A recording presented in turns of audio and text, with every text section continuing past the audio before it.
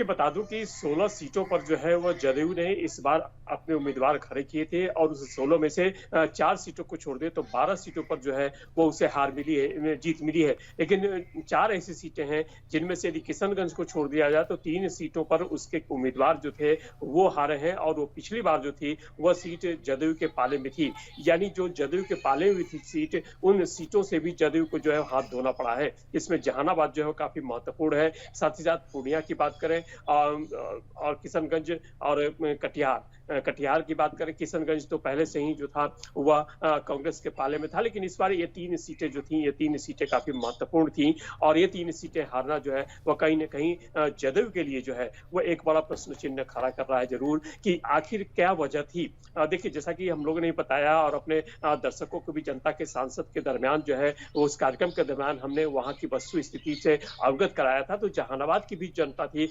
उस जनता के जो विचार थे उनसे भी अवगत कराया था और जहानाबाद का जो परिणाम आया है वह उन जनता के जो विचार थे उन विचारों के अनुसार ही परिणाम आया है। यानी जहानाबाद में भी जो है वह बीजेपी को जो है वह करारी हार, जदयू को जो है वह करारी हार जो है वह झेलनी पड़ी है। साथ ही साथ पूर्णिया की बात करें, पूर्णिया में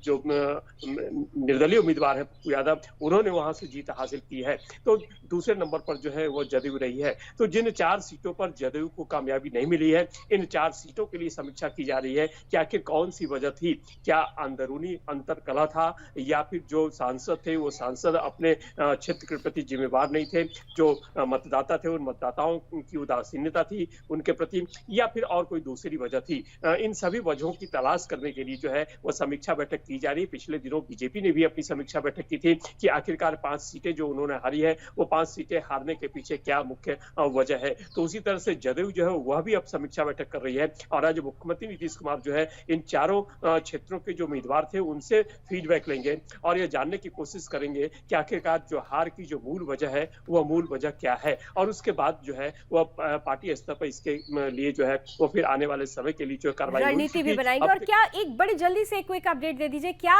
2025 में जो चुनाव होने वाले हैं उसकी तैयारियों पर भी अभी से चर्चा हो सकती है जेडीयू, क्योंकि ये कहा जा रहा है कि गठबंधन में ही, बीजेपी के गठबंधन के साथ ही और नीतीश कुमार के चेहरे के साथ ही 2025 में उतरेंगे।